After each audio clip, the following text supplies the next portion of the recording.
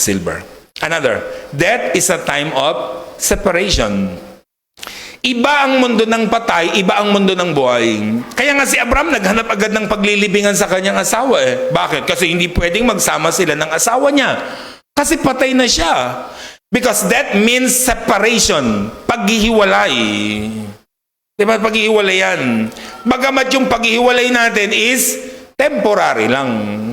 Pansamantala lang yun. Kaya ang ganda-ganda ng principle ni David eh. Nung mamatay ang kanyang anak, sabi sa 2 Samuel 12:22-23, sumagot si David, nung buhay pa ang bata, ako'y nag-aayuno, tumatangis, sa pag-asa kong kahabagan ako ni Yahweh at pagagalingin ang aking anak. Ngayong patay na siya. Bakit pa ako mag-aayuno? Maibabalik ko pa ba ang kanyang buhay? Balang araw ay susunod ako sa kanya, ngunit hindi na siya makakabalik sa akin. Grabe, nakakabilib ang kanyang prinsipyo sa buhay.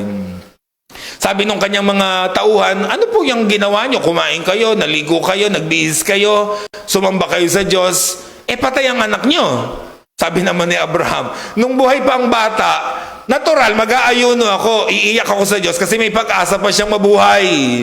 Pero ngayong patay na, kahit ilang dramang ubusin kong luha, kahit maglupagi ako sa lupa, hindi na siya babalik. Kasi yung anak kong patay, hindi na babalik sa akin. Pero, susunod ako sa kanya. Grabe ang principle niya. Nakita nyo? Alam ni David na hindi pwedeng magsama ang buhay at patay, pero pwede tayong sumunod. Sooner or later, susunod tayo. Yan ang ibig sabihin. Kasi nga, ang ibig sabihin ng death is separation. Kaya sabi ng James 2:26, the body without the spirit is dead. Kung yung espiritu mo, aalis na sa katawan mo, magse-separate na sila, body and spirit, you're dead. Patay ka na. Kasi nga, ang ibig sabihin ng kamatayan is separation. Separation of body and spirit.